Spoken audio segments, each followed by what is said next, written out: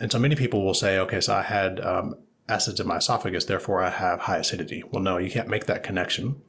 All this test tells you is that you've got acid in your throat. Well, you probably already knew that. That's the reason that you were in the doctor in the first place. You have acid reflux. So this is not a particularly helpful test.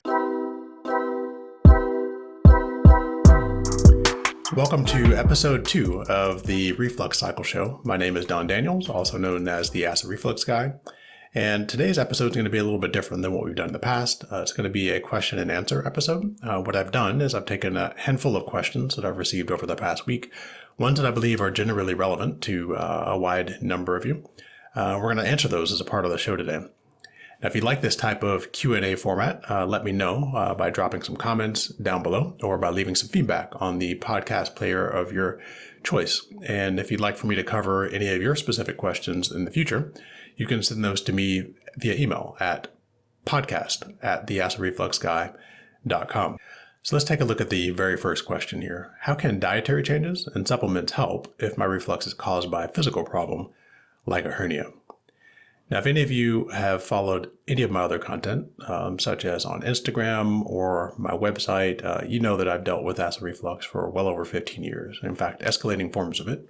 I went from indigestion to acid reflux to GERD to ultimately silent reflux, which is just one of the most devastating forms of the disease, in my opinion. About midway through that saga with acid reflux, in fact, in 2013, I had my very first diagnostic, which was a EGD. And what my ENT doctor, my ear, nose, throat doctor, found is that I have a hiatal hernia, which is essentially a protrusion of the stomach out through the diaphragm, which makes it more likely for you to experience acid reflux. Now, my ENT told me I have a large hiatal hernia. Unfortunately, I don't have a measurement on either of the pages here of my diagnostic, but I know it was a large one just based on the discussion with him. And what he told me was, this is the reason for your acid reflux. So you'll be dealing with acid reflux for the remainder of your life, which was completely deflating to me. I left that hospital visit, which was very hopeful at the time, thinking I would learn a little bit more about reflux and I can actually resolve it. Instead, walked away from that diagnostic with a feeling of sort of despair and a lack of hope that I would be dealing with this reflux for the rest of my life. But now here in 2021, I've been well over a year and a half with absolutely no acid reflux and no symptoms. So how's that possible when I have a hiatal hernia? One of the things that I started to uncover as I began to look into the underlying causes of reflux were some natural approaches to address the underlying causes of reflux, which I believe to be largely microbial imbalances, certainly has borne out for me and borne out for many other people that I've been able to help through the information that I've shared. But I have this hiatal hernia. And so naturally, one of my very first questions as I began to research this is this going to work for me with my hiatal hernia? And this is sort of the subtext of the question here. How can I rely on something like a dietary change or supplements to help me when I've got this physical issue like a hiatal hernia? The research doesn't directly answer this question. So I was able to kind of come at it through another angle. What I found were some statistics that gave me some comfort that it was at least worth trying in my case. What I found was over 50% of individuals above the age of 60 actually have a hiatal hernia. This is apparently a very common thing to occur as people age.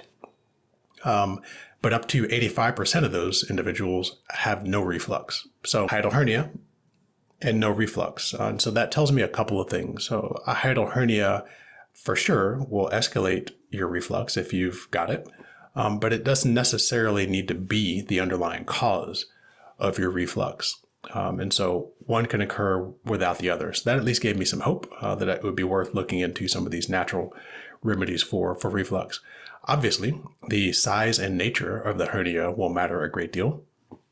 Again, there's not a lot of research to sort of support, a hiatal hernia of this size, therefore you'll be okay, and a hiatal hernia of that size is too big and you won't be able to address it because it's so often looked at as the sort of underlying cause of reflux. But again, I would like to offer you hope if you've got a hiatal hernia here that you can look into some of these natural causes to determine if they may be able to help you resolve your reflux as they did for me. I believe after that research, after my personal experience, after seeing so many people be able to recover from this disease, that it is overdiagnosed as the underlying cause of reflux. Like I said, I do believe it can exacerbate or extenuate the circumstances of reflux, but it's not necessarily the cause of reflux. I believe through some of the research that I've done so far, and something I'd like to look into further as I continue to research the disease, is that the cause of reflux, particularly as it relates to kind of openings above the diaphragm, such as your lower esophageal sphincter, issues like the hiatal hernia, may actually be more enteric in nature. In the last episode, we talked a lot about the enteric nervous system, as I talked about the connections between anxiety and gut health. When you have a dysfunction of your enteric nervous system, you also have a dysfunction of all the different mechanisms that are involved with your digestive system. So what is my direct answer here, having kind of gone through all of that sort of background and the way that I look at hiatal hernias? If it is truly a physical issue where you've got a hiatal hernia that is too large to be overcome by things like dietary and supplemental interventions, then yes, the answer is more than likely those things will not help you heal your reflux. However, they may, at least in that case, still help with mitigating some of the symptoms of reflux by improving your digestion, and reducing the severity and frequency of reflux. So let's take a look at the next question. I wanted to get your take on why pepsins come up into your esophagus and nasal cavities and why it doesn't stay down. So what are pepsins? Pepsins are actually digestive enzymes that are secreted as a part of the gastric fluids in your stomach to help with digestion. As digestive enzymes, they are activated by the acidity in your stomach, and they can go inactive outside of the presence of acids. Now, why do they get up into your esophagus and nasal cavity? Well, this can occur through reflux events. So if you have any sort of a backflow of stomach contents out of your stomach into your esophagus, that can carry with it pepsins, and these little digestive enzymes can become embedded in the soft tissues of your throat. Now, the stomach contents can also make their way into other areas such as your mouth and your nose and your ears, because all this area is sort of connected through the eustachian tubes. You can find yourself like I did, where I had just this constant burning in my lips and in the roof of my mouth because I had pepsins embedded in them. Now, what is the underlying cause of this, and why do the pepsins kind of come up as opposed to staying down? Well, we talked a lot about microbial imbalance and some of the devastating effects of that to your gut health. Things like inflammation, compromised immune function, compromised digestive function in the last episode. So I won't go into a ton of detail about that here. But when you've got that microbial imbalance, that dysbiosis of the gut, it impairs all of that function. And one of the side effects may be that you've got an opening, such as the lower esophageal sphincter, that allows for some of these reflux events to extend out of your stomach and into your esophagus. And once that occurs, those pepsins get embedded. Now, I talk a lot in my book about some methods that you can use to start to address some of those embedded pepsins in those tissues. But the best way to really deal with it is by dealing with your gut health issues, which can address the overall kind of underlying cause. Now, in the case of silent reflux, acid vapors can become aerosolized because of some improper fermentation of some of the food in your gut, and that can sort of aerosolize, turn into gases, and those pepsins can then travel up as a gas into all of those connected areas, which is the reason that you can start to have pepsins embedded in your nasal cavity, in your mouth, in your throat, and it's just intensely painful. One of the most awful things I've dealt with in my life. So let's take a look at the next question. Should I start on probiotics as mentioned in your book? The book that this question is referring to is one that I released in February of this year. It is called How I Cured My Silent Reflux, the Counterintuitive Path to Healing Acid Reflux, GERD, and Silent Reflux. So in the book, we talk about some of the dietary changes that are important to help you transition away from acid reflux. Avoiding things like sugar and fat, which can feed some of the pathogenic bacteria, which are detrimental to the balance that you're trying to strike between the probiotic or symbiotic bacteria and the pathogenic bacteria that exist in your gut. And the importance of fiber. In fact, a high fiber diet, something like 35 to 50 grams of dietary fiber from natural sources. So vegetables, fruits, legumes, seeds, nuts. This fiber is absolutely important for the success of any sort of probiotic intervention, because the probiotics themselves thrive off of the undigestible fibers in your foods. Without those fibers, the probiotics will not survive, and they will not be able to offer the beneficial impacts that you're looking for. Now, probiotics are not for everybody. In fact, if you look at recommendations around probiotics, you'll find that they're not recommended for individuals that aren't dealing with any sort of health issue. And that's because it's a relatively new science. So a lot of the exploration in this space has occurred over the last 20 years, which relative to the hundreds of years of sort of medical science and traditional medicine, this is a relatively new area. The industry itself is unregulated, and so you can pick up products that have no qualification by the Federal Drug Administration on whether they're safe or effective. And so for that reason, I wrote an article on how to choose a probiotic, which you can find on theacidrefluxguy.com/probiotic, or of course you can take a look at the show notes to get a direct link to that. I cover quite a bit in the article. I want to touch on just a couple of those things here in our podcast episode. One of the things that you want to do when you're looking for a probiotic is you want to make sure that you're getting a probiotic that is a probiotic, that's not something that you're picking up that's sort of incidental to something else that you're eating. Many times you'll find health foods that say, hey, and these also offer probiotics. There's many reasons why you don't want to do that.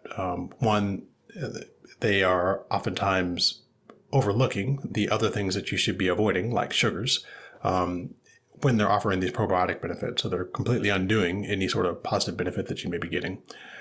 In addition, there are a number of things that you should look for when you're looking for a probiotic, such as the CFU count, the colony forming unit count.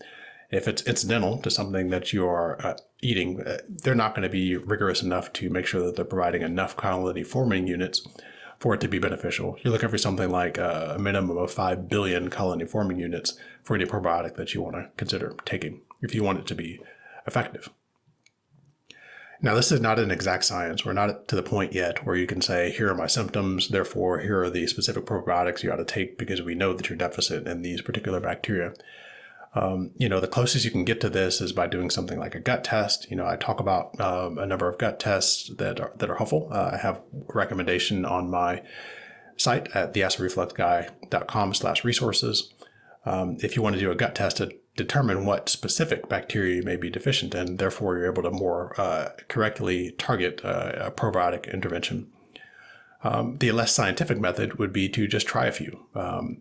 There are certain bacteria that are commonly missing for individuals who are dealing with acid reflux, such as lactobacillus and bifidobacteria.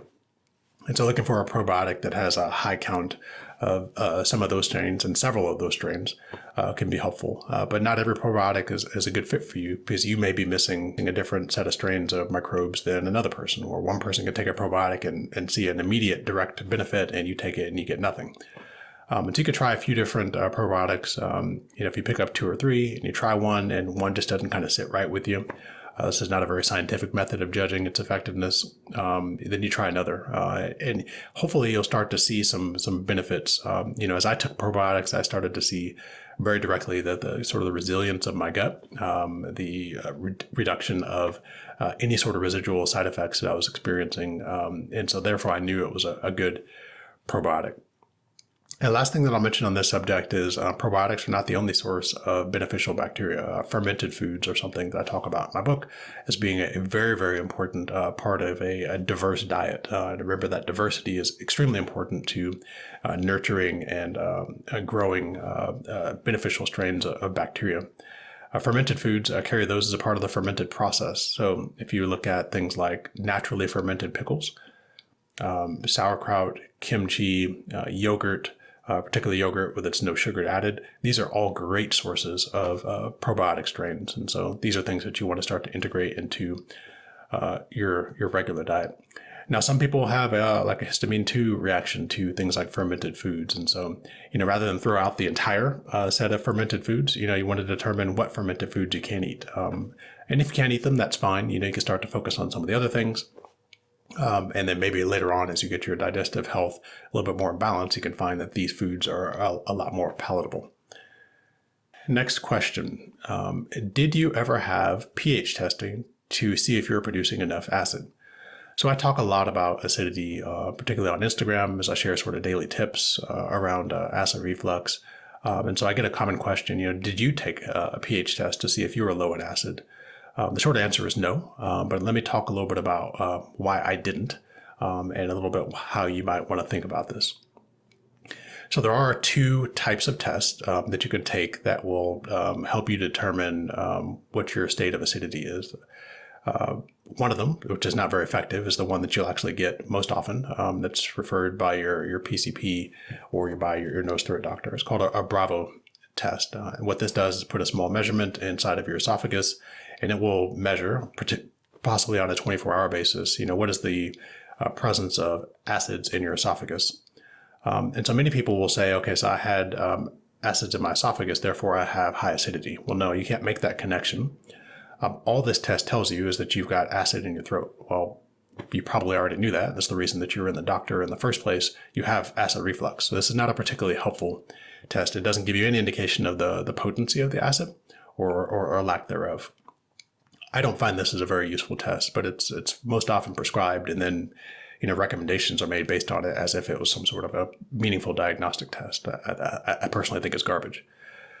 There is a more meaningful test called the Heidelberg test. It's very hard to get a referral for it, but it'd be worth asking your doctor if you could be referred to get a Heidelberg test if you want to understand, what the actual nature of your stomach acid is. The Heidelberg test takes a small radio transmitter, which you swallow through your mouth, down into your stomach, and it will, over half an hour or over an hour, take a look at your stomach's response to swallowing a bicarbonate solution, so something like a basic baking soda solution. Over the kind of subsequent 30 minutes, your stomach will begin to reproduce stomach acid to counteract the neutralizing effects of the baking soda. And the speed at which that occurs tells you if you've got hypochlorhydria or if you've got hyperchlorhydria. So the former being low stomach acid, hypochlorhydria, or hyperchlorhydria being too much stomach acid. There's also achlorhydria, which is kind of no stomach acid, somewhere in the middle. Now, the vast majority of people that have acid reflux probably believe that they've got hyperchlorhydria. Well, I'm here to tell you that that's not correct. It is a exceedingly rare condition. And so more people are going to find themselves in this low stomach acid range. So why is that? There are actually quite a number of reasons why you may have low stomach acid. While it's counterintuitive, some of those causes would be things like certain bacteria, such as H. pylori, which is a commonly known bacteria. Not everybody has this because they have acid reflux, but there are other bacteria that will do this as well. They produce enzymes that will reduce the acidity in your stomach to make it more hospitable for them to thrive within your gut. The acidity in your stomach is the first defense against pathogenic bacteria, things that you ingest. It's able to kill off the vast majority of those. Well, if some of these bacteria are able to get enough of a foothold, they can start to reduce your acidity and make it easier for them to thrive. Certain nutrient deficiencies, all of these things, including your stomach acid, is dependent on you having the right nutrients in your body. Oftentimes people that have acid reflux have a low ability to absorb nutrients because of deficiencies in their gut, because of missing gut bacteria, and therefore other things like the reduction of stomach acid can suffer, which can result in low stomach acid.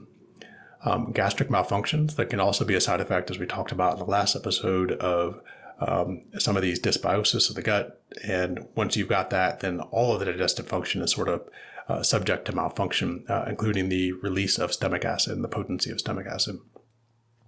Surgery can create stress, but can also, in the case of like a gastric bypass surgery, reduce the surface area of the stomach, therefore reducing the amount of stomach acid that can even be released into the stomach.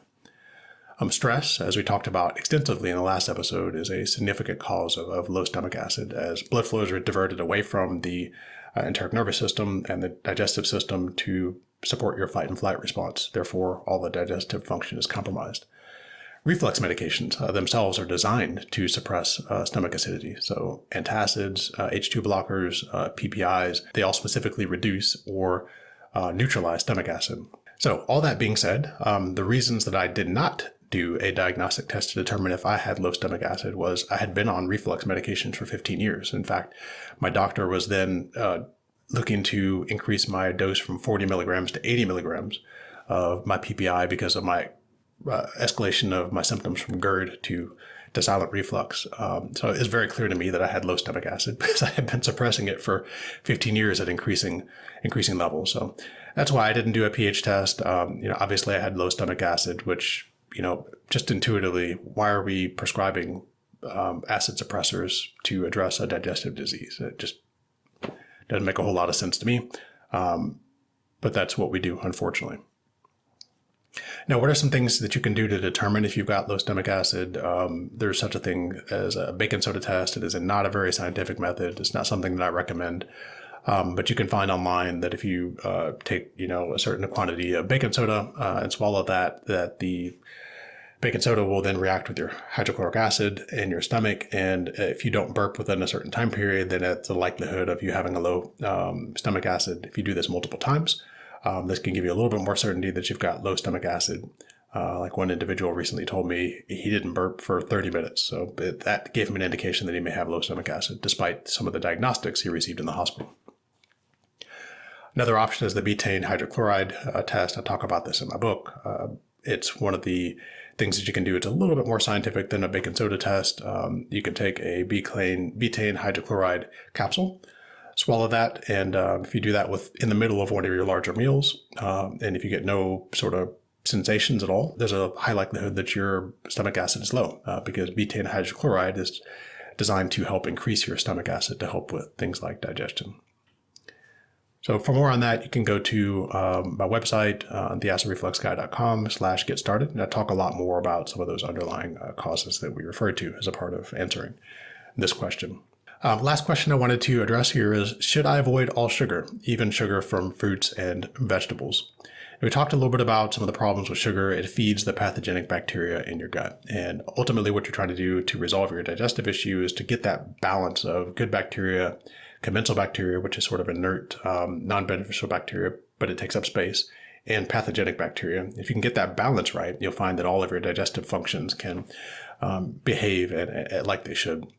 The Western diet in particular is just fraught with risk factors for throwing that balance off, including the high prevalence of refined sugars and just about everything that we eat, artificial sweeteners, which are posed as good, healthy alternatives to sugar, which are just detrimental to your gut microbiome, and things like corn syrup, like high fructose corn syrup being just in everything. I mean, it's in your bread, which is just absolutely ridiculous. The exact same brands of some of these foods are shipped to other countries, like in Europe, and they don't allow a lot of this trash into their food. Well, the Western diet is just full of it. So, one of the things you can do as you're starting to work on healing is just go through your pantry and just look at the labels and determine, do some of these things include some of these additives like added sugar? Look for that. Look for corn syrup, high fructose corn syrup, glucose, fructose. All of these additives are extremely detrimental to healing. And so, you can bring them back into your diet if you need to, maybe after you've kind of got your balance corrected. But while you're working on healing, these are, 2 steps backward, 1 step forward types of situations. So to answer the question about all sugar, no, I would say natural sugars are okay. It's really these refined, sort of unnaturally condensed sugars that are harmful to you and that feed these pathogenic bacteria. So with that, I want to take a moment to respond to a few questions on the latest podcast episode. Elaine says, congratulations on your new podcast. I'm so excited to hear more about how I can help heal my LPR, which I've been suffering from for the last 3 years. You're an inspiration, and your kindness, selflessness, and support far surpasses my expectations. It has been wonderful knowing you're there for us who suffer with this despairing condition. You're an amazing human being. Well, thank you for those very kind words. Big Mig says, this is great. I'm so glad that you started this podcast. I'm in some groups on Facebook, and I will share your podcast. Looking forward to more. Thank you. And thank you, Big Mig. The more we can share and get this information out, the more we can dispel some of this really terrible information that's out there. And I'm on a bit of a mission to start to change the narrative around this disease to hopefully get some helpful information out there about things that can be done to resolve reflux. DM says, the background music is too loud. Very good and useful information, though. So thank you, DM, for that formative feedback. I do encourage any constructive feedback to help me get better, because the more I get better, the more that I can help you all. So thank you all for the comments and for encouraging me. Keeps me going. And just remember, before you try any other acid reflux remedy, to make sure that you can explain how it helps you to get off the reflux cycle by addressing some of the underlying causes of reflux. And if you want to learn more about some of the ways that I addressed my reflux, you can go to theacidrefluxguy.com/get started, or check out my book, How I Cured My Silent Reflux. My name is Don Daniels, aka The Acid Reflux Guy, and this was another episode of The Reflux Cycle. Signing off.